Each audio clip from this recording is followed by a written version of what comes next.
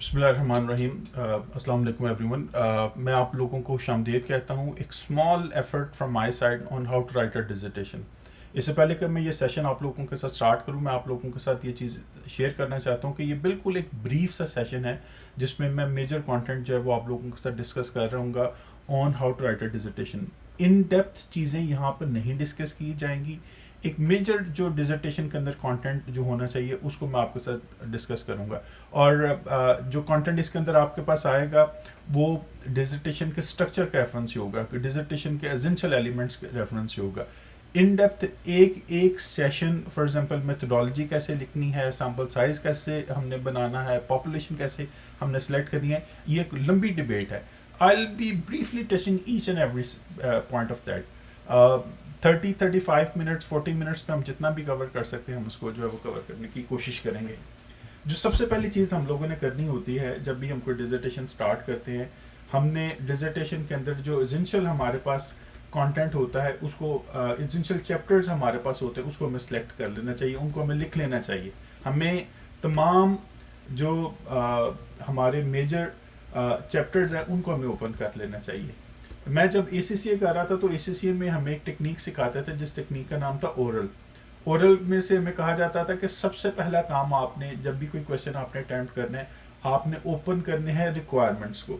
आपने अगर कोई एक सेशन आपका, अगर आपने ACCA का कोई पेपर आप अटैम्प्ट करने लगे हैं, उसके कोई क्वेश्चन आप अटैम्प्ट कर रहे हैं, उसके 4 पार्ट्स हैं। सबसे पहले तो आप अपने आंसर बुक पे वो 4 पार्ट्स को आप ओपन कर लें ताकि जब आप अपना क्वेश्चन पढ़ते जाएं तो आप उसके अंदर वो रिक्वायरमेंट्स से इंफॉर्मेशन पिक करके डालते जाएं। इसी तरीके से जब हमने अपना डिसर्टेशन स्टार्ट करना होता है, सबसे पहला काम हमने ये करना होता है कि जो हमारे रिक्वायर्ड चैप्टर्स हैं उसको हमें जो है वो लिख लेना चाहिए। हमारे डिसर्टेशन के अंदर आम तौर पर 5 चैप्टर्स होते हैं। ठीक है, chapter 1, chapter 2, chapter 3 is methodology, it's not methods. Method और मेथडोलॉजी में बड़ा फ़र्क है। ठीक है, ये याद रखिएगा। चैप्टर 4 आम तौर It's पे 2 o'clock. चैप्टर 4 आम तौर पे हमारा फाइंडिंग्स एंड डिस्कशन होता है। चैप्टर 5 हमारा आम तौर पे कंक्लूजन एंड रिकमेंडेशंस होता है। मेरी आपसे ये सजेशन मैं आपको देता हूँ कि चैप्टर 1 को 1 लिखने की बजाय इसको पूरा 1 लिखा करें। ठीक है, और कॉलन ना यूज़ किया करें। जो हमारे पास कंटेम्प्रेरी राइटिंग स्टाइल्स आ रहा है उसमें पंक्चुएशंस को हम कम करते जा रहे हैं। इवन एकेडमिक राइटिंग के अंदर भी हम पंक्चुएशंस को ना ख़त्म करते जा रहे हैं। माय सजेशन, जब भी आप चैप्टर का नाम लिखें पंक्चुएशंस को स्किप करते जाएं। ठीक है, so that might help you in lots of thing. For example अभी आपने 5 हेडिंग्स लिखी हैं, 5 हेडिंग्स में से 5 पंक्चुएशंस को आप खत्म करें तो आपका जो राइटिंग का फ्लो है वो बेहतर हो जाएगा। चैप्टर 2 इस तरह लिखना शुरू कर दें इसको। 4 and then we have got 5। 5 chapters हम लोगों ने स्टार्ट कर लिए। ठीक है जी, और आम तौर पर जब मैं राइटिंग कर रहा होता हूँ मैं सजेस्ट करता हूँ कि आप, क्योंकि ये आपके चैप्टराइजेशन में आप जाने लगे हैं, आप चैप्टर हेडिंग को आप हेडिंग लेवल 1 जो है वो आप उसको बनाते जाएं। Let's do little bit editing of this. मैं इसको 16 कर देता हूँ। फ़ॉन्ट स्टाइल इसका मैं let's say times new Roman कर देता हूँ और इसको मैं ऑल कैप्स में कन्वर्ट कर देता हूँ। This is my heading 1। यहाँ पर जाके मैंने अपडेट कर दिया, ये भी यहाँ से कॉलन ख़त्म कर दिया और इसको भी मैंने हेडिंग 1 कर दिया। कैपिटलाइजेशन करने के लिए यहाँ से जाके मैंने इसको अपर केस में कन्वर्ट कर दिया। ये भी मेरी हेडिंग 1 है, ये भी मेरी हेडिंग 1 है, ये भी मेरी हेडिंग 1 है। और इसको भी मैंने यहाँ पर अपर केस में कन्वर्ट कर दिया, ये भी अपर केस में कन्वर्ट होगी, ये भी अपर केस में कन्वर्ट होगी। पहला स्टेप जो आप लोगों ने किसी भी डिसर्टेशन के अंदर करना है, आपने अपने डिसर्टेशन के अंदर जितने चैप्टर्स हैं वो आपने लिख लेने हैं। बड़ी इंपॉर्टेंट सजेशन है, बड़ी इंपॉर्टेंट सजेशन है, इस सजेशन को मिस ना कीजिएगा। मैं दोबारा आपसे कहने लगा हूँ कि आप जिस भी यूनिवर्सिटी से आपका ताल्लुक़ है उस यूनिवर्सिटी की डिसर्टेशन राइटिंग गाइडलाइंस लें, और उस गाइडलाइंस को देखकर आप अपने डिसर्टेशन की चैप्टराइजेशन करें। अगर डिसर्टेशन राइटिंग गाइडलाइंस में लिटरेचर रिव्यू की बजाय रिव्यू ऑफ लिटरेचर लिखा हुआ है तो आई वुड सजेस्ट कि आपको रिव्यू ऑफ लिटरेचर लिखना चाहिए। ठीक है, अगर आपके डिसर्टेशन राइटिंग गाइडलाइंस में कंक्लूजन एंड रिकमेंडेशंस की बजाय conclusion and future research areas लिखा हुआ है तो I would suggest you to use conclusion and future research areas. Hopefully आपको ये चीज़ जो है वो क्लियर हो रही है। सेकंड स्टेप आप अपने जो आपने 5 चैप्टर्स क्रिएट किए हैं उनको आप 5 डिफरेंट पेजेस पे आप लोग भेजें। अब हम क्या करने लगे हैं, अब हम हर चैप्टर के अंदर जो है जो उसका कंटेंट है उसको हम जो है वो इंसर्ट करने लगे हैं। Let's start with chapter 1 introduction AIIMS and objectives. ये याद रखिएगा कि इट्स एम नॉट एम्स, ये एम है, एम्स नहीं है। ठीक है, हमारी डिसर्टेशन में एक ही एम होता है और ऑब्जेक्टिव्स हम ज़्यादा जो है वो लेके आ सकते हैं। होपफुली ये चीज़ क्लियर है। ओके, सो हर एक चैप्टर के अंदर जब भी हम कोई चैप्टर स्टार्ट करें तो हमें उस चैप्टर का इंट्रोडक्शन जो है वो ज़रूर देना चाहिए। हर हाल में हर चैप्टर के अंदर हमें इंट्रोडक्शन ज़रूर देना है। हर हाल में हर चैप्टर के अंदर हमें उस चैप्टर का एक समरी जो है वो ज़रूर प्रिपेयर करनी है हर हाल में। सो ये दो चीज़ें हमारे सब चैप्टर्स के अंदर जो है वो आएंगी। सो मैं इसको यहाँ से कॉपी करके हर चैप्टर के लिए इसको मैं जो वो ले जाता हूँ ताकि आपके लिए ये एक जो है वो इशू ना आपके सामने आए। अच्छा, अगर आप लोग अभी नोट करें तो मैं यहाँ पर जो इसकी जो पंक्चुएशन इसकी जो हेडिंग नंबरिंग है उसको मैं रोक रहा हूँ कि वो ऑटोमेटिकली नंबरिंग में ना जाए। मैं एक्सप्लेन करता हूँ कि मैंने ये क्यों कहा किया है। सो चैप्टर 5 के अंदर ये आएगा। चैप्टर 5 के अंदर इसकी जब नंबरिंग आएगी तो 5.1 होगी एंड 5.x। ये मैंने इसलिए किया है कि जो भी आप 5.4.1 तो होगा ही होगा। चैप्टर 4 की जो पहली सब हेडिंग होगी वो इंट्रोडक्शन होगी और 4.x मैंने इसलिए किया कि आई डोंट नो कि दरमियान में कितनी हेडिंग्स आती हैं। सो दरमियान में जितनी हेडिंग्स आएंगी उसके मुताबिक हम इसको जो है वो एडजस्ट कर लेंगे। So this would be your 3.1 and then we have got 3.x। हर हाल के अंदर हमने जब भी कोई भी चैप्टर हमने स्टार्ट करना है हमने उस चैप्टर का इंट्रोडक्शन ज़रूर देना है। मैंने यहाँ पर इंट्रोडक्शन को कॉपी इसलिए करके आप लोगों के सामने पेश कर रहा हूँ ताकि आप लोगों को ये चीज़ आपके माइंड में रहे कि हमने कंसिस्टेंटली इस चीज़ को फॉलो करना है। अगर हम चैप्टर 1 के एंड पर उस चैप्टर की समरी अगर हम लोग लिख रहे हैं तो चैप्टर 2 के एंड पर भी हमने समरी लिखनी है, हमने कंक्लूजन की हेडिंग नहीं देनी। अगर चैप्टर 1 के स्टार्ट पर हमने इंट्रोडक्शन लिखा है तो चैप्टर 2 के स्टार्ट पर भी हमने इंट्रोडक्शन लिखना है, हमने प्रील्यूड या ओवरव्यू हमने नहीं लिखना। So we have to consistently follow these things. जब मैं लोगों को डिसर्टेशन गाइडलाइंस टीच कर रहा होता हूँ, डिसर्टेशन राइटिंग टीच कर रहा होता हूँ तो मैंने ये देखा है कि कई जगह पर जो है वो प्रोफेसर्स कहते हैं कि आप ना इंट्रोडक्शन दे दें लेकिन आप इंट्रोडक्शन की हेडिंग ना दें। वो कहते हैं कि 2 हेडिंग्स के दरमियान कुछ ना कुछ कंटेंट जो है वो आना चाहिए। प्रोफेसर्स कहते हैं कि ऐसा जो है वो देखने में अजीब लगता है कि आपने एक हेडिंग और दूसरी हेडिंग के दरमियान में कोई कंटेंट नहीं आपने रखा। ठीक है, सो वो कहते हैं कि आप यहाँ पर ना हेडिंग का कंटेंट आप डाल दें। ठीक है, आप कंटेंट डाल दें लेकिन आप ना हेडिंग का वर्ड ख़त्म कर दें। ये जो इंट्रोडक्शन का ये जो 1.1 आपने वर्ड दिया वो ये ख़त्म कर दें। So once again that depends on the individual university and your professor's preferences. But my preference generally ये है कि आपको यहाँ पे जो है वो लिखना चाहिए। ठीक है जी। अच्छा, हर हाल में आपने जब भी आपने लिखना है आपने हेडिंग्स का एक स्ट्रक्चर आपने फॉलो कर लेना है। मैं अभी आप लोगों के सामने मैंने हेडिंग्स बनाई है। ये चैप्टर 2 की मेन हेडिंग लेवल 1 मैंने इसको फॉर्मेटिंग की है, ये हेडिंग लेवल 2 है, ये भी हेडिंग लेवल 2 है। सो मैं अपने कीबोर्ड से अब इसको हेडिंग्स में कन्वर्ट करता जा रहा हूँ। आप इस पर अगर इसको कन्वर्ट करना चाहते हैं तो आप यहाँ पर कर्सर से क्लिक करें और उसके बाद यहाँ से जाके इसको कर लें। सो मैंने इसको कंसिस्टेंटली अपने डिजर्टेशन में फॉर्मेटिंग कंसिस्टेंसी लाने के लिए मैंने हेडिंग स्टाइल्स जो है वो चूज़ कर लिए। आप नोट कीजिएगा कि मैं अभी भी जब मैं लिख रहा हूँ तो मैं यहाँ पर पंक्चुएशंस को स्किप करता जा रहा हूँ। यहाँ पर हम 2 पंक्चुएशंस लेके आ सकते थे, लेकिन मैंने दोनों पंक्चुएशंस को जो है वो स्किप किया है। ठीक है जी, क्लियर हो? आई एम श्योर ये आप लोगों को क्लियर है। वंस अगेन मैं ये पंक्चुएशन ख़त्म कर रहा हूँ ताकि आपको लेट्स से आपकी डिजर्टेशन में 50 हेडिंग्स आती हैं तो आप 100 तो आपने जो है वो उसमें कॉलम्स आपने लगा दिए, सो उनको मैंने स्किप कर दिया। So this is a good practice, so ये याद रखिएगा।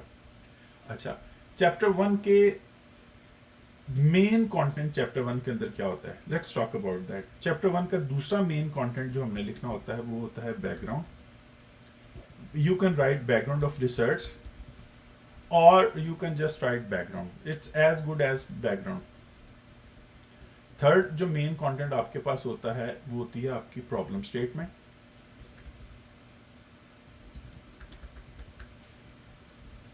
फोर्थ आपके पास जो मेन कंटेंट होता है वो होता है research aim and objectives. Moving on, जो अगला हमारे पास कंटेंट होता है वंस अगेन यहाँ पर हमारे पास चॉइस आ जाती है ऑफ रिसर्च,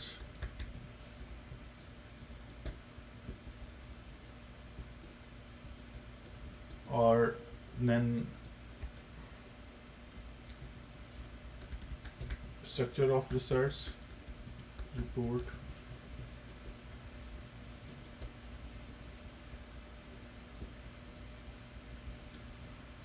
फाइनली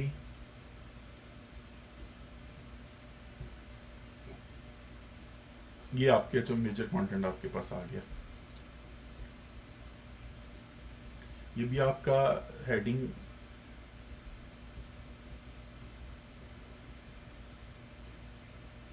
ये सारी आपकी हेडिंग 2 जो हो गई।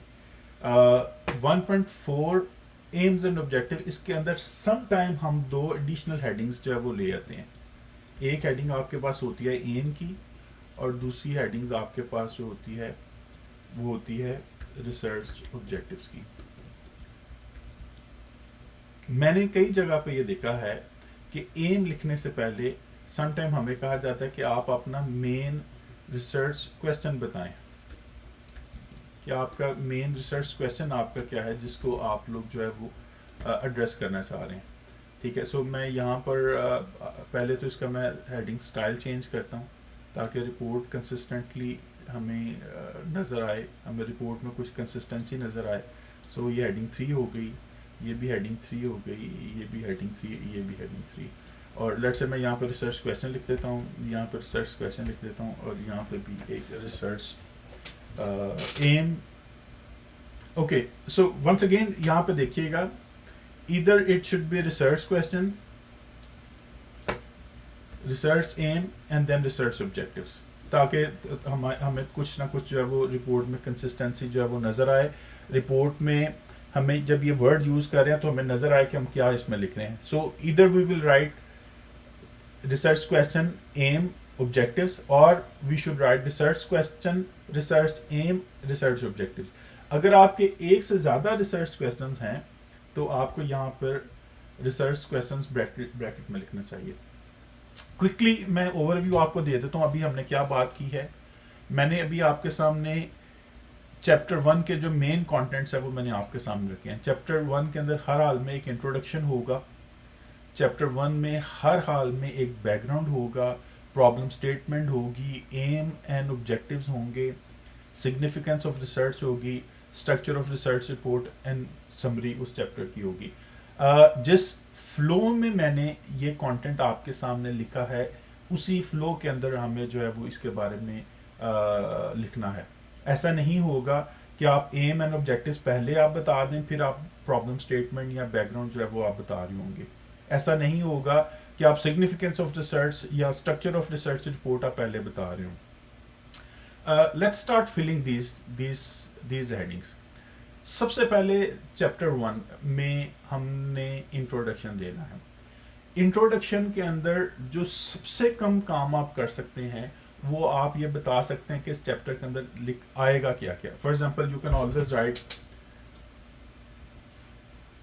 This is the first chapter of the report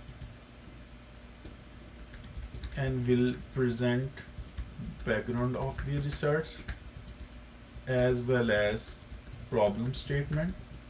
Next, this chapter will present aims and objectives which will be followed by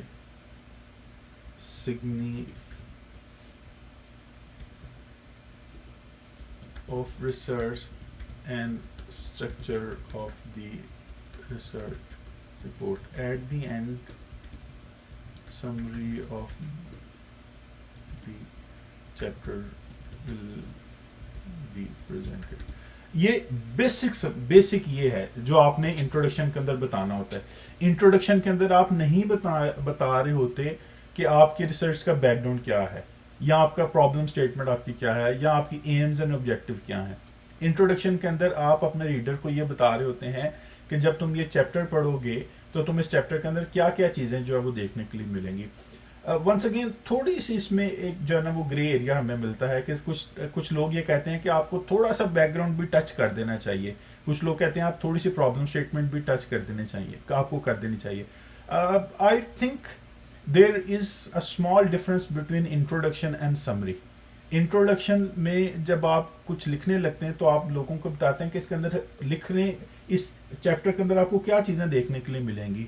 summary के अंदर आप बता रहे होते हैं कि इस चैप्टर के अंदर क्या क्या बातें डिस्कस की गई हैं. सो आई पर्सनली बिलीव कि जो इंट्रोडक्शन मैंने लिखा है वो ठीक है. सम टाइम आपको प्रोफेसर्स सजेस्ट कर देते हैं कि ज़रा सा टच भी कर दें कि अंदर क्या बात हुई है, तो you can add a couple of lines on that. ठीक है, उसमें आप क्या कर सकते हैं, अगर हम अभी कोई एम ऑब्जेक्टिव फॉर एग्जांपल इस रिसर्च के लिए हम ले लें तो हमारे लिए पॉसिबल होगा कि हम बैकग्राउंड को जो है वो ज़्यादा अच्छे तरीके से एड्रेस कर सकें. फॉर एग्जांपल हम ये कहते हैं हमारा एक रिसर्च इशू है how employ empowerment influence customers satisfaction. या हम इसको बल्कि कह देते हैं एम्प्लॉयज एम्पावरमेंट करने के बजाय हम कहते हैं how use of social media influence customers loyalty. ठीक है, ये हमारा एक रिसर्च इशू है.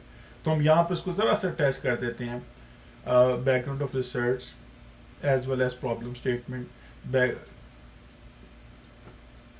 बैकग्राउंड ऑफ रिसर्च को अगर हम यहाँ पर टच करने लगें तो पहले तो मैं ये देखना है कि हमने बैकग्राउंड में लिखना क्या है. ये याद रखिएगा, जब मैंने ये आपके सामने लिखा है एक इशू लिखा है डिसर्टेशन का, लेट्स से टाइटल है, ये डिसर्टेशन का टाइटल हम रख देते हैं social media and customers loyalty.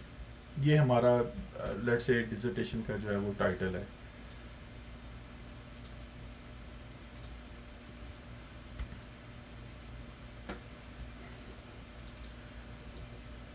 जो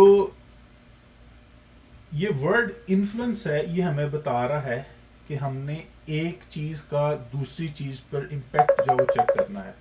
ये चीज़ हमें ये बता रही है कि हमने एक चीज़ का दूसरी चीज़ पर इम्पैक्ट चेक करना है. सोशल मीडिया का कस्टमर लॉयल्टी पर हमने इम्पैक्ट चेक करना है. ठीक है, इसको याद रखिएगा. ठीक है, कि हमने एक चीज़ का दूसरी चीज़ पर इम्पैक्ट चेक करना है. और यहाँ से हमें नज़र आ रहा होगा कि हमारे डिपेंडेंट वेरिएबल्स कौन से हैं, इंडिपेंडेंट वेरिएबल्स कौन. ठीक है जी. इन्फ्लुएंस का वर्ड हमें रिग्रेशन की साइड पर लेके जा रहा है.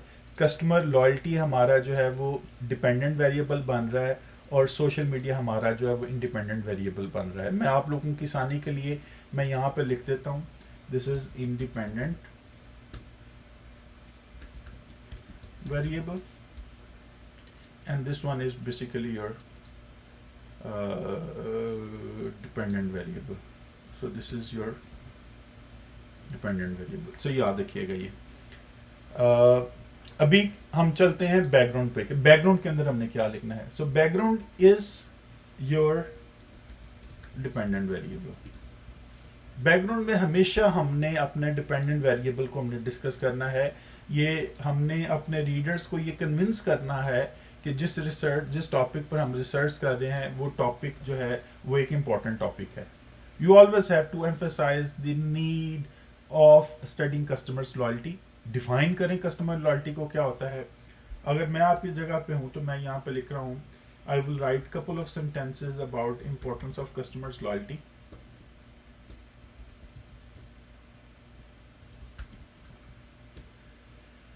I will define it, और उसको थोड़ा सा मैं जो है वो कंटेक्चुअलाइज भी करता हूँ. अच्छा, मैं ये 3 चीज़ें जो मैंने आपके सामने भी शेयर की हैं, इनको हम इस पर हमारा एक इशू आता है कि हमने इस पर लिखना कितना है. इस लिखने को सबसे पहले हम डिसाइड कर लेते हैं कि हमने हमारे ओवरऑल हमने डिफरेंट चैप्टर्स के अंदर कितना कंटेंट लिखना है. लेट्स अज्यूम कि जो डिजर्टेशन हम लिखने लगे हैं, इस डिजर्टेशन का टोटल वर्ड काउंट है 15,000. इस डिजर्टेशन में हमने टोटल 15,000 वर्ड्स जो है वो हमने लिखने हैं. ठीक है, ये हमने 15,000 वर्ड लिखने हैं. चैप्टर 1 के अंदर कितना कंटेंट आना है, we have to decide based on this. Chapter 2 के अंदर कितना कंटेंट आना है, ये हमें इसको भी डिसाइड करना है कि हमने हमारा लिटरेचर कितना बड़ा होगा. हमने मेथोडोलॉजी के अंदर कितना कंटेंट लिखना है. हमने कंक्लूजन के अंदर हमने कितना कंटेंट लिखना है. मैं आपको एक जनरल रूल ऑफ थंब बता देता हूँ. This is my experience based on the effort that I have done over the period of time. ये कोई हार्ड एंड फास्ट नहीं है. ठीक है, आपने डिफरेंट चैप्टर्स में 1, 3, 2, 3 और 1 की प्रोपोर्शन से आपने जो है वो लिखना है. जिसका मतलब ये है कि चैप्टर 1 आपके टोटल वर्ड काउंट का 10% होगा. चैप्टर 2 30% होगा. चैप्टर 3 20% होगा. चैप्टर 4 30% होगा. चैप्टर 5 जो है वो 10% होगा. अगर आपने 1500 वर्ड्स का अगर आप डिजर्टेशन लिखने लगे हैं तो चैप्टर 1 में आपने 15,000 का अगर आप लिखने लगे हैं तो chapter 1 should be approximate 1500 words. Chapter 2 should be approximately 4500 words. Chapter 3 should be approximately 3000 words. I think यहाँ पे मुझे 3 लिखना था. So it should be once again 4500 words and once again 1500. सो क्या प्रोपोर्शन थी हमारी, 1, 3, 2, 3 एंड 1. ये प्रोपोर्शन, इन प्रोपोर्शंस को हमने फॉलो करना है, याद रखिएगा. चैप्टर 1 में 10% वर्ड जाएंगे. चैप्टर 2 में हमारे 4500 30%. चैप्टर 3 में 20%. चैप्टर 4 में 30%. चैप्टर 5 में अगेन 10%. मैं ये ज्यूम कर रहा हूँ कि हमने इस वक्त 15,000 की बजाय हमने 10,000 वर्ड्स का जो है वो डिजर्टेशन लिखना है. मैं ये ज्यूम करने लगा हूँ और मैं अब बाकी सारे चैप्टर्स को उसी प्रोपोर्शन में जो है मैं वर्ड काउंट जो है वो एलोकेट करने लगा हूँ. इसके सामने मैं लिख देता हूँ 1000 वर्ड्स और इसको मैं हाईलाइट भी कर देता हूँ ताकि मुझे ये याद है कि मैंने इसको डिलीट भी करना है. ठीक है जी, ये मैंने आपकी आसानी के लिए आपके सामने लिख दिया है. तो ये वर्ड्स बड़े होते जा रहे हैं तो इनको मैं थोड़ा सा छोटा कर देता हूँ ताकि ये एक ही जो है वो लाइन में फिट हो जाए. और आपकी आसानी के लिए मैंने इसको बड़ा भी कर दिया है और ये मैंने इसको रेड हाईलाइट कर दिया है ताकि ये मुझे याद है कि मैंने इसको डिलीट करना है. सो chapter 1 would be 1000 words. Chapter 2 literature review would be 3000 words. Chapter 3 methodology would be 2000, which is 20%. Chapter 4 based on 10,000 words, it would be 3,000, only 3,000. And chapter 5 once again would be 1000 words. अच्छा, हमेशा हमारे पास 10% exceed करने के chances होते हैं. 10% plus हम लिख सकते हैं, 10% माइनस लिख सकते हैं. सो मैंने यहाँ पर जो ना अभी वो प्लस वाली प्रोपोर्शन मैंने नहीं यूज़ की। वो जो 10% प्लस है, वो जब आप डिफरेंट चैप्टर्स आप लिख रहे होते हैं उसमें आप जो है वो प्लस माइनस आप कर सकते हैं। अगर मुझे चैप्टर 1 के अंदर 1000 वर्ड लिखना है, सो प्रॉबेबली इसमें मैं कुछ वर्ड काउंट तो मैंने यहीं पे जो है ना वो कंज्यूम कर लिया। मैं अगर यहाँ पे देखूँ कि मैंने कितना वर्ड काउंट लिखा है, तो ये जो इंट्रोडक्शन लिखने में मैंने 52 वर्ड्स लिख दिए हैं। बैकग्राउंड अप्रॉक्सीमेटली मुझे 200 वर्ड्स लिखने हैं यहाँ पे। बैकग्राउंड के अंदर अप्रॉक्सीमेटली 200 वर्ड्स मेरे जाएंगे। और प्रॉब्लम स्टेटमेंट के अंदर भी मुझे 200 वर्ड्स लिखने हैं। एम ऑब्जेक्टिव के अंदर भी कम से कम मेरा 100 वर्ड्स जाएगा। सिग्निफिकेंस ऑफ रिसर्च के अंदर भी आपको 200 वर्ड, स्ट्रक्चर ऑफ रिपोर्ट के अंदर भी आपको 150 वर्ड्स, और समरी के अंदर भी आपको तकरीबन 120 वर्ड्स आपको जो है वो लिखने ही चाहिए। मेरी सजेशन है कि आपको इतने वर्ड्स ज़रूर लिखने चाहिए। अच्छा, अब ये देख लें, ये जो बैकग्राउंड के अंदर आपने 200 वर्ड्स लिखने हैं, वो कितना बड़ा आपका इशू है। अगर आप 10,000 वर्ड्स का डिसर्टेशन कर रहे हैं, you have to write 200 words. अगर आप 15,000 वर्ड्स का डिसर्टेशन कर रहे हैं, विच इज़ अ लॉट, तो आपको 300 वर्ड्स लिखने हैं। 300 वर्ड्स में 300 word is not an issue. देखें, बैकग्राउंड के अंदर इंपॉर्टेंस ऑफ कस्टमर लॉयल्टी आपने कन्विंस ही करना है ना। कस्टमर लॉयल्टी क्या है, कस्टमर सेटिस्फेक्शन क्या है, कस्टमर सेटिस्फेक्शन से कस्टमर लॉयल्टी डेवलप होती है। कस्टमर लॉयल्टी अगर ऑर्गेनाइजेशन के पास हो तो ऑर्गेनाइजेशन को रीपरचेज के लिए कस्टमर्स आते हैं ऑर्गेनाइजेशन के पास। इससे ऑर्गेनाइजेशन के सेल्स एंड प्रॉफिट्स पर जो है वो अच्छा असर आता है। ऑर्गेनाइजेशन की लॉन्ग टर्म ग्रोथ इस पर जो है वो डिपेंड कर रही होती है। कस्टमर लॉयल्टी को डिफाइन करें, फिर जो आपकी इंडस्ट्री है उस इंडस्ट्री के साथ ज़रा सा इसको आप टच करें। असल कंटेक्चुअलाइजेशन जो है वो हमें चाहिए होती है अपनी प्रॉब्लम स्टेटमेंट पे। यहाँ पर जब आप प्रॉब्लम स्टेटमेंट लिखते हैं, उसमें आपको अपने dependent variable which is customers loyalty, उसको लिंक करना होता है सोशल मीडिया के साथ। आमतौर पर यहाँ पर बैकग्राउंड में आप अपना डिपेंडेंट वेरिएबल आप इंट्रोड्यूस करवाते हैं, और जब आप अपनी प्रॉब्लम स्टेटमेंट लिखने लगते हैं तो वहाँ पर आप अपना इंडिपेंडेंट वेरिएबल इंट्रोड्यूस करवाते हैं। You have to write a story why this thing is important, how use of social media influence customer loyalty, why this thing is important. आपको इस चीज़ पर जो है वो अपनी स्टोरी बिल्ड करनी है। वो स्टोरी आपने कहाँ पे बिल्ड करनी है? वो स्टोरी आपने प्रॉब्लम स्टेटमेंट के अंदर बिल्ड करनी है। आपने अगर customer use of social media influence customer loyalty, ये किसी एक ऑर्गेनाइजेशन के रेफरेंस से आप कर रहे हैं, तो आपको वो बताना है कि क्या उस ऑर्गेनाइजेशन को क्या प्रॉब्लम आई जिसकी वजह से उसको कस्टमर लॉयल्टी को जो स्टडी करना है। अगर आप किसी इंडस्ट्री के रेफरेंस से कर रहे हैं तो आपको उसको बताना पड़ेगा। जो कंटेक्चुअलाइजेशन है वो आपको यहाँ पर जो है वो करनी है। जो डिस्कशन है मेन, आपकी जो प्रॉब्लम आप रिजॉल्व करना चाह रहे हैं, क्यों ये रिसर्च हमें करनी चाहिए, वो उसको आपको यहाँ पर जो है वो डिस्कस करना है। Once again around 200 words. Moving on, मेरे से अगर पूछा जाए पूरी रिसर्च का सबसे इंपॉर्टेंट जो है वो एरिया कौन सा है, तो I would say it's research aim. Research aim सबसे ज़्यादा जो है वो इम्पोर्टेंट एरिया है, क्योंकि इसी एक रिसर्च एम से हमारी मेथडोलॉजी बनती है, इसी एक रिसर्च एम से हमारे ऑब्जेक्टिव्स डिटरमिन होते हैं, इसी एक रिसर्च एम से हम डिसाइड कर रहे होते हैं कि हमने क्वालिटेटिव रिसर्च करनी है, क्वांटिटेटिव करनी है, हम डाटा कैसे कलेक्ट करेंगे, हमने डाटा को एनालाइज कैसे करना है, हमने फाइंडिंग्स कैसे लिखनी है, वो भी इस एक सेंटेंस रिसर्च एम के साथ जो वो लिंक कर रहे होंगे, इस एक सेंटेंस से लिखता है। अभी मैं थोड़ी सी आप लोगों से लेवरेज लेता हूँ, and let me write a research aim. The aim of this research is to, अच्छा, 2 वर्ड्स हमेशा आपके सामने जो है ना वो रहने चाहिए। मैं वर्ड्स आपके सामने एक्चुअली लिख देता हूँ, और फिर हम देख लेते हैं कि इनमें से हमने कौन सा वर्ड जो है यूज़ करना है। Investigate, evaluate, explore, develop, analyse. अच्छा, मैंने अभी 1 मिनट पहले आपसे कहा था कि हमने जो हमारा एम्स ऑब्जेक्टिव होंगे वो हमें बता रहे होंगे कि हमने मेथोडोलॉजी कौन सी जो है वो यूज़ करनी है।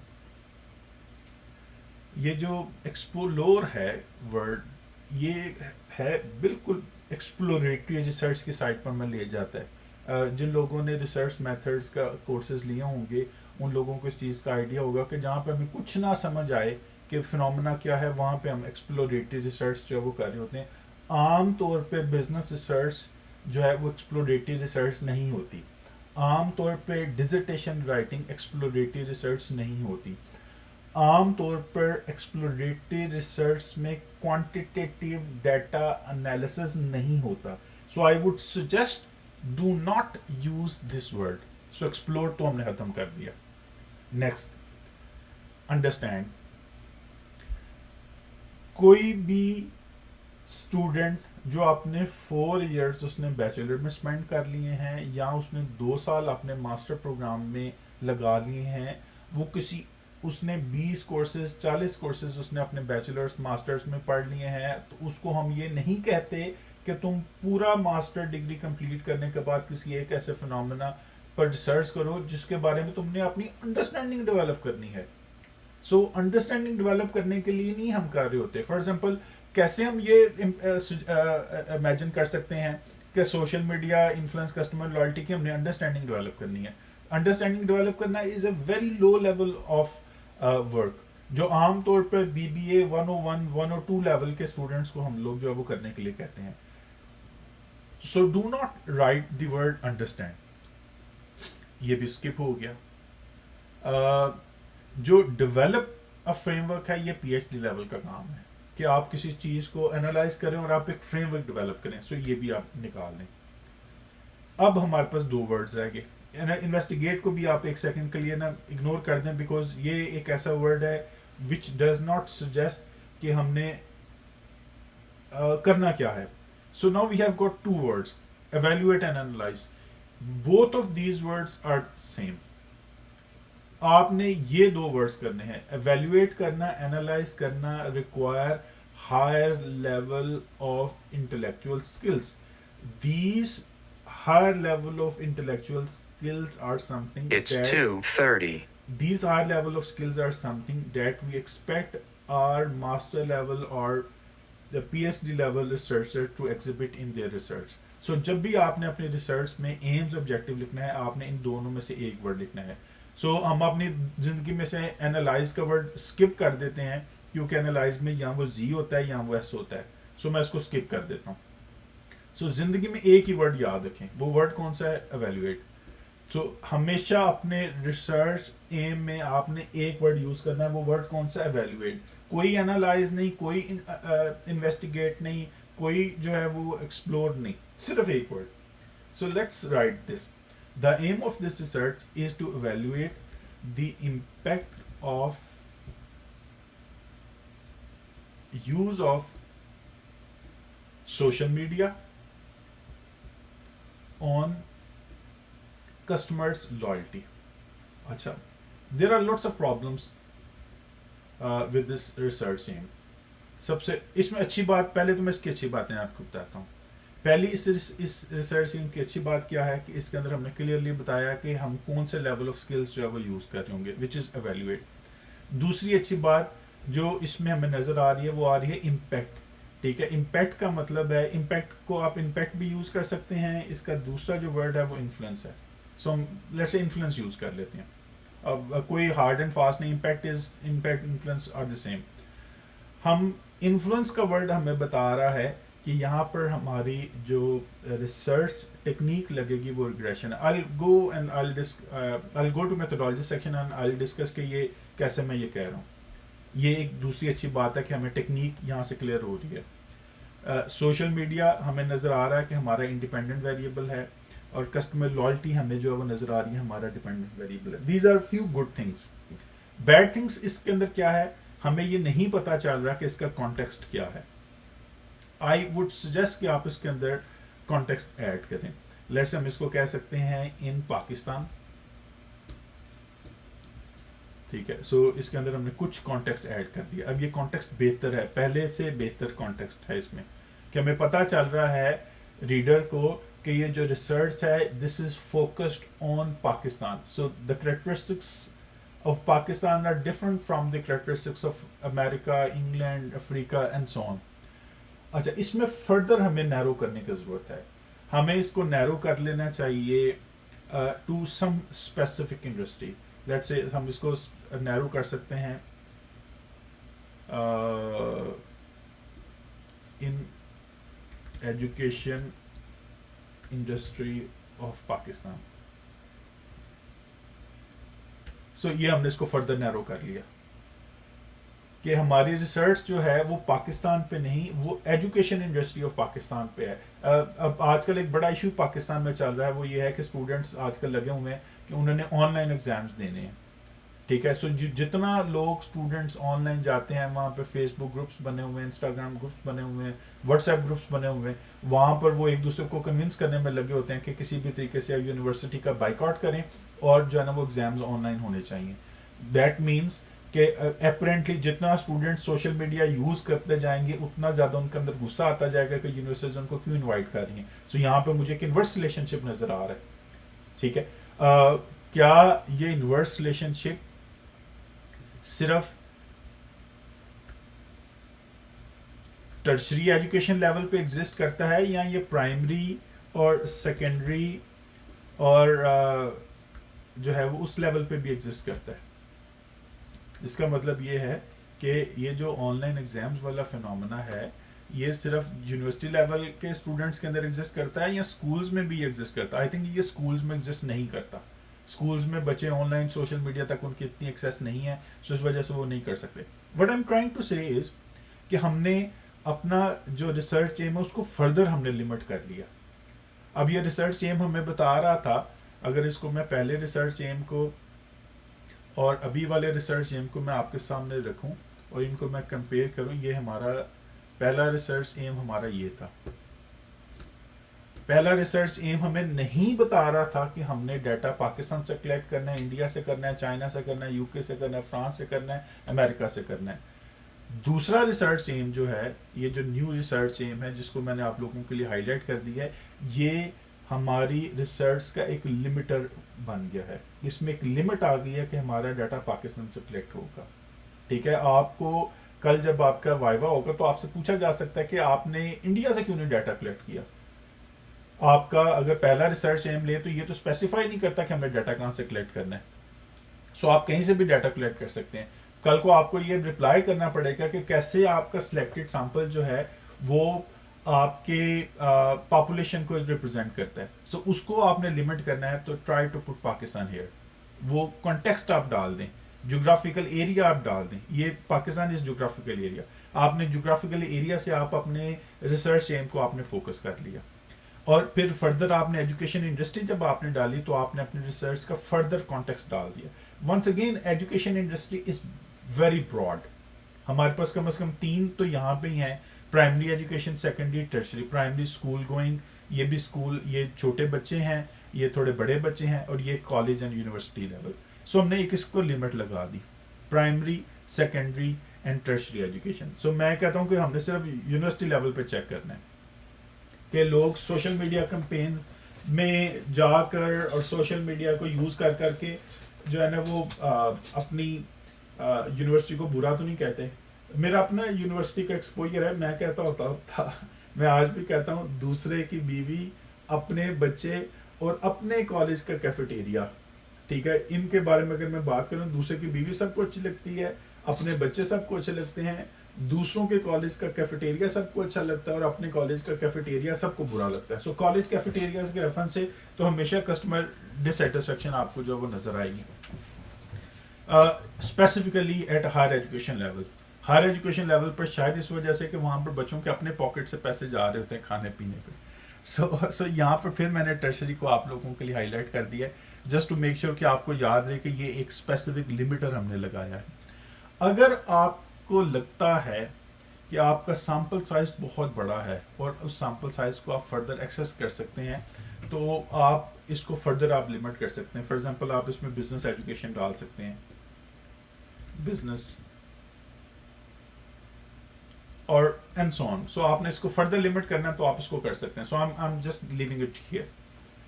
अच्छा जी, यहाँ से आपको जो है वो इस एक एम से आपका जो है वो ऑब्जेक्टिव्स जो है वो आपके निकलना शुरू होंगे.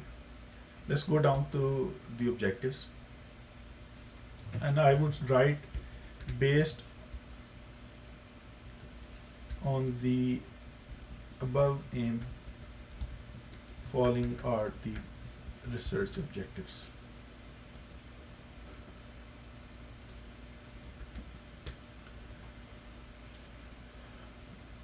इस एम से हमने जो है वो ऑब्जेक्टिव्स निकालने हैं.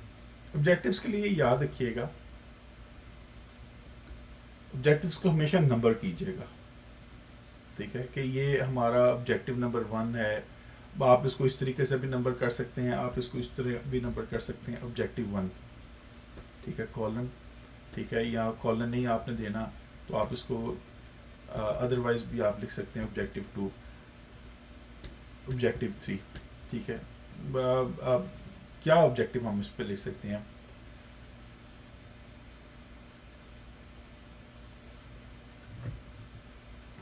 आप इसमें सोशल मीडिया के रेफरेंस से आपने जो इसकी डायमेंशंस आपको देखनी है और उन डायमेंशंस को देखकर आप लोगों को जो है वो ऑब्जेक्टिव्स डिफाइन करने हैं. वंस अगेन जब आप ऑब्जेक्टिव्स डिफाइन करने लगें, I will develop a separate video for how to write research aim and objective. जब आपने ऑब्जेक्टिव्स डिफाइन करने हैं, वंस अगेन आपको ये याद रखना है कि आपके ऑब्जेक्टिव्स इसमें से निकलेंगे, आपके एम में से निकलेंगे. उसके अंदर कॉन्टेक्स्ट बिल्कुल क्लियर होगा. आपने उसके अंदर एवेल्यूएट का वर्ड यूज़ करना है. अच्छा, एक मैं ऑब्जेक्टिव हमेशा जो हमें चाहिए which will be the last objective, वो होता है based on findings of research to propose implications to the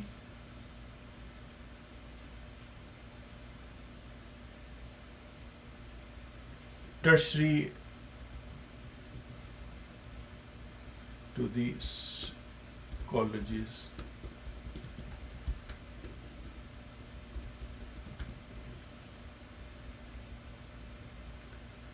अच्छा, ये जो मैंने था वो ये था कि एक रिसर्च ऑब्जेक्टिव आपका ये होना चाहिए कि आप जो रिसर्च करेंगे उसकी फाइंडिंग्स आपके पास जो आएंगे उसको यूज़ करते हुए आपने अपना रिकमेंडेशंस, इम्प्लीकेशंस जो है वो आपने देनी है. जब आप इम्प्लीकेशंस के, I would go for the word implications. ठीक है, रिकमेंडेशन समटाइम हमसे मांगी नहीं जाती, समटाइम हमारी कैपेसिटी इतनी नहीं होती कि हम जो वो देख सकें. सो हम उसके लिए ना इम्प्लीकेशंस का वर्ड यूज़ कर सकते हैं कि हमारी रिसर्च में जो फाइंडिंग्स आई थी, अगर उसकी इम्प्लीकेशन देखे जाए, उसका इम्पैक्ट देखा जाए कि क्या क्या हो सकता है, उसके असरात देखे जाएँ क्या क्या हो सकते हैं, तो उसको हमें यहाँ पे यूज़ करना चाहिए. अच्छा, ये यहाँ पर आप नोट कीजिएगा, मैंने नेम्ड ऑडियंस निकाले हैं जिसके लिए हमने इम्प्लीकेशंस लेनी है. जिसका मतलब ये है कि हमारी जो फाइंडिंग्स हैं, वो हमारी जो रिपोर्ट है वो पाकिस्तान के कॉलेजेस और यूनिवर्सिटीज़ के लिए जो है वो इंटरेस्टिंग होगी. हमारी फाइंडिंग्स स्टूडेंट्स के लिए नहीं है. हमने जो सजेशंस देनी है, हम जो रिसर्च कर रहे हैं, वो रिसर्च हम कॉलेजेस और यूनिवर्सिटीज़ के लिए कर रहे हैं कि कैसे वो सोशल मीडिया को यूज़ करवा कर कस्टमर की लॉयल्टी या कस्टमर की जो डिसलॉयल्टी है उसको वो रिमूव कर सकते हैं. सो ये यहाँ पे ये याद रखिएगा कि एक ऑब्जेक्टिव आपको, लास्ट ऑब्जेक्टिव आपका जो है वो इम्प्लीकेशंस के रेफरेंस से देना है, और इम्प्लीकेशंस जो है वो एक नेम्ड ऑडियंस के लिए होनी चाहिए कि किसको आपकी इम्प्लीकेशंस जा रही हैं. ठीक है, अगर आपने एक से ज़्यादा लोगों को करना है, I don't have any problem with that. मैं ये जो सिग्निफिकेंस ऑफ रिसर्च है, इस पर जब हम बात करेंगे, मैं वहाँ पे भी आपको बताऊँगा कि अक्सर हमें कहा जाता है कि जब जो आपकी रिसर्च कर रहे हैं इसका फ़ायदा क्या है. So let's go down to that, और इसको हम साथ साथ डिस्कस भी कर लेते हैं. हमने यहाँ पर बताना है 3, 4, 5 पॉइंट्स हमने बताने हैं कि हमारी रिसर्च करने का हमें जो है वो हमें क्या फ़ायदा होगा, और जो है वो जो ओवरऑल हम जो है वो रिसर्च के एडवांटेजेस क्या होंगे. फॉर एग्जांपल, हमें क्या फ़ायदा होगा वो तो है ही है कि जी हम जब ये रिसर्च करेंगे तो हम अपना जो है एकेडमिक क्वालिफिकेशन अपनी कंप्लीट कर होंगे. ये मैंने कई जगह पर देखा है एक्चुअली, ये कि हम स्टूडेंट लिख रहे होते हैं कि हम अपनी डिग्री कंप्लीट करेंगे, हमारा प्रोफेशनल एक्सपोजर होगा, हमें फर्स्ट हैंड नॉलेज मिलेगा, और जब हम अपनी प्रोफेशनल लाइफ स्टार्ट करेंगे तो उसमें हमारे इस एक्सपोजर की वजह से हमें काफ़ी ज़्यादा जो है एडवांटेजेस हो रहे होंगे. सो मैंने कई जगह पर ये एक्चुअली देखा है. हम इसके अलावा ज़्यादा अच्छे जो है वो इसके अंदर कंटेंट्स लेके आ सकते हैं। फॉर एग्जांपल हम पहला बात कर सकते हैं कि स्टूडेंट्स को स्टूडेंट वॉइस हम लोग हियर होंगे, स्टूडेंट्स अपनी वॉइस जो है वो हमारे से शेयर करेंगे, they will have an opportunity to share their concerns, और वो कंसर्न यूनिवर्सिटी कॉलेजेस तक पहुंचेंगे और यूनिवर्सिटी कॉलेजेस उन कंसर्न्स को एवेल्युएट कर सकेंगे। दूसरा, यूनिवर्सिटी और कॉलेजेस जो है इस रिसर्च की फाइंडिंग्स को देखते हुए वो यूज़ ऑफ सोशल मीडिया को जो है वो चैनलाइज कर सकते हैं कि कौन सा करना है या नहीं करना। इसके बेस पर वो अपनी मार्केटिंग कैंपेन्स जो है वो रन कर सकते हैं। What ever would be the advantages, ठीक है। वो कस्टमर लॉयल्टी को इंक्रीज कर सकते हैं, कस्टमर लॉयल्टी प्रोग्राम्स डेवलप कर सकते हैं, ठीक है। ये मतलब ये कस्टमर लॉयल्टी प्रोग्राम पहले डेवलप होगा और कस्टमर लॉयल्टी जो है वो बाद में हमारे पास जो वो आ रही होगी, ठीक है। अभी मैंने आपके लिए सिर्फ ना ये पॉइंट्स रेज किए हैं कि क्या क्या आप इसके अंदर लिख सकते हैं, ठीक है। बाद में आपने इनको स्ट्रक्चर करना है। ये एक ऐसा एरिया है, significance of research after problem statement and AIIMS and objective, this is the third most important part of your research. यहाँ पर आप लोगों को कन्विंस करेंगे कि हमारी रिसर्च क्यों होनी चाहिए। जब हम पीएचडी लेवल पर बात कर रहे होते हैं तो हमारे पास कई तरह के एरियाज के कंट्रीब्यूशंस होते हैं। कई तरह से हम लोगों को कन्विंस करते हैं कि हमारी रिसर्च इंपॉर्टेंट है। हम उनको कहते हैं कि जी पुरानी रिसर्च में कोई मेथोडोलॉजी का इशू था, उसको मेथोडोलॉजिकल गैप हमारे पास एग्जिस्ट करता था, उस गैप को हमने एड्रेस कर रहे हैं। हमारे पास लेट्स से लिटरेचर के अंदर कोई गैप था, उस गैप को हम ब्रिज करने लगे हैं, ठीक है। हमारे पास कॉन्टेक्सचुअल कोई गैप था, उस कॉन्टेक्सचुअल गैप को हम फिल करने लगे हैं। कॉन्टेक्सचुअल गैप था, फिर हमारे पास लेट्स से हमारे पास कोई ज्योग्राफिकल गैप था, ठीक है जी, वो था। लेट्स से लिटरेचर गैप है कि ये जो डिस्कशन हम करने लगे आज से पहले कभी ये डिस्कशन हुई ही नहीं, ठीक है। लेट्स से हमारा जो वेरिएबल है उसके अंदर जो ये हमारे दो वेरिएबल्स यहाँ पे दिए हुए थे, यूज़ ऑफ सोशल मीडिया और कस्टमर लॉयल्टी, ठीक है। ये इंडिपेंडेंट और डिपेंडेंट वेरिएबल्स है। इसके दरम्यान कभी मॉडरेटर नहीं यूज़ किया गया। सो हमने मॉडरेटर यूज़ किया है ऑलरेडी। कभी लिटरेचर में मॉडरेटर्स मेडिएटर्स यूज़ नहीं किए कि हम वो लिटरेचर का गैप जो अब फिल करने लगे हैं। पाकिस्तान के कॉन्टेक्स्ट में नहीं हुआ, हमने जोग्राफिकल गैप जो फिल कर दिया। ये पाकिस्तान के कॉन्टेक्स्ट में तो हुआ है, लेकिन फार्मास्यूटिकल इंडस्ट्री में कभी इस चीज़ को मैयर नहीं किया गया, या एजुकेशन इंडस्ट्री में कभी नहीं मैयर किया गया, या टर्शरी एजुकेशन लेवल पर तो किया गया है। अब तो छोटे बच्चे भी जो है वो सोशल मीडिया यूज़ करते हैं, तो हमने सेकेंडरी एजुकेशन लेवल पर कभी इसको नहीं मैयर किया गया। तो वो सेकेंडरी एजुकेशन लेवल वाला जो कंटेक्चुअल गैप है उसको हमने जो है वो करना है। मेथोडोलॉजिकल गैप ये होता है कि जी ऑलरेडी क्वालिटेटिव रिसर्च हुई थी, क्वांटिटेटिव नहीं हुई, हमने क्वांटिटेटिव कर लिया है। क्वांटिटेटिव हुई थी तो क्वालिटेटिव नहीं, हमने क्वालिटेटिव कर लिया है। दोनों इकट्ठी नहीं हुई तो हमने वो कर ली है। सैम्पल साइज छोटा था, हमने सैम्पल साइज बड़ा ले लिया है। स्केल्स जो थे वो ठीक नहीं थे, हमने स्केल इम्प्रूव कर लिए हैं। और हम क्या इसमें कह सकते हैं, ऑलरेडी जो रिसर्च थी उसके अंदर जो इंस्ट्रूमेंट था वो वैलिडेटेड नहीं थे, हमने वो उसको वैलिडेट कर लिया है। ऑलरेडी जो रिसर्च थी उसके अंदर डाटा एनालिसिस टेक्निक्स जो थी वो इतनी रूबस्ट नहीं थी, हमने वो रूबस्ट कर ली हैं। सो कई तरीके से आप जो है वो उसके अंदर आप सिग्निफिकेंस ऑफ रिसर्च लेके आ सकते हैं।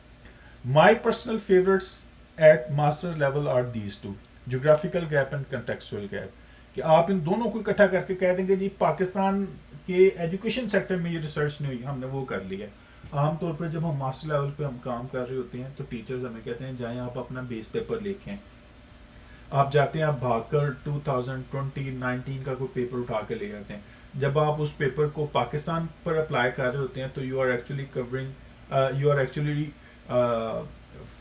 Bridging contextual and geographical gap. कि अमेरिका में एक रिसर्च हुई है, आप उसको पाकिस्तान में कालीन बनाने वाली इंडस्ट्री पर आपने कर दिया है, पाकिस्तान में सैनिटरी इंडस्ट्री पर आपने उसको कर दिया है, तो आपके जोग्राफिकल और कंटेक्चुअल गैप जो है वो क्लियर हो गया, वो फुलफिल आप कर रहे हैं. Next area is very very easy and my personal favourite, structure of report. Structure of report में आप क्या लिख रहे होते हैं, तमाम चैप्टर्स का थोड़ा थोड़ा इंट्रोडक्शन, तमाम चैप्टर्स का थोड़ा थोड़ा इंट्रोडक्शन. हम यहाँ पे लिख देते हैं this section will present an account of main contents of the research. Chapter 1,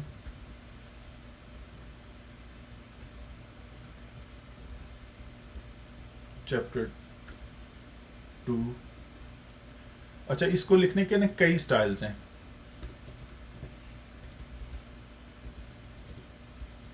मैं आपको सारे स्टाइल्स में आपको सब शेयर कर देता हूँ.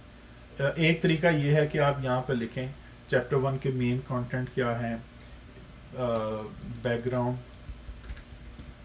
Problem statement. सो जितनी हेडिंग्स आपने उस चैप्टर के अंदर लिखी हैं वो आप सारी हेडिंग्स लिख दें. This is one of the methods. ठीक है. दूसरा तरीका इसको लिखने का है कि आप जितनी भी हेडिंग्स इसके अंदर आ रही हैं, बैकग्राउंड, प्रॉब्लम स्टेटमेंट, सारी आप हेडिंग्स इसके अंदर लिख लें. दूसरा तरीका इसका है कि हम इसको टेबुलर फॉर्म में जो है वो हम इसको लें. यहाँ पर जाके आप एक टेबल इंसर्ट कर लें, 5 6.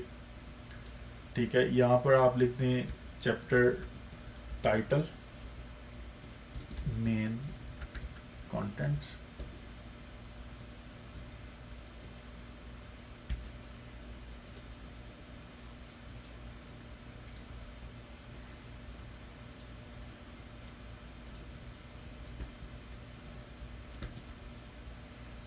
क्योंकि आप टेबल बना रहे हैं सो आपको इस टेबल का कोई ना कोई आपको नाम भी रखना है.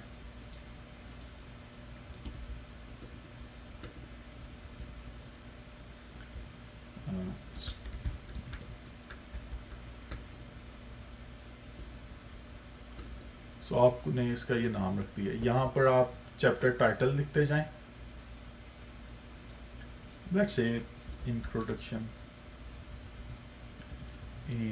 जो कंसिस्टेंसी याद रखिएगा, जो आपने ऊपर लिखे हुए हैं वही अब आप यहाँ पे लिखेंगे. ठीक है. और यहाँ पे उसके मेन कंटेंट्स लिखने. मेन कंटेंट्स क्या होंगे, मेन हेडिंग्स. ठीक है. आपके रीडर को पता चल जाए कि कौन सी चीज़ कहाँ पे जो पड़ी हुई है, एंड सो ऑन. ठीक है जी, ये याद रखिएगा. सारे चैप्टर्स के नाम लिख दें. अगर आपने करना है यहाँ पे आप लिख सकते हैं चैप्टर 1,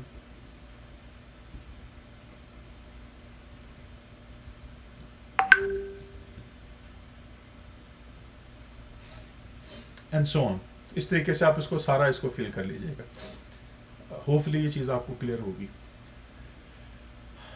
जब हम जाते हैं समरी वाले एरिया पे, समरी वाले एरिया पर, तो जो हमने यहाँ पर सारी ये बातें लिखी थी इसको हमने पास्ट टेंस में लिखना है.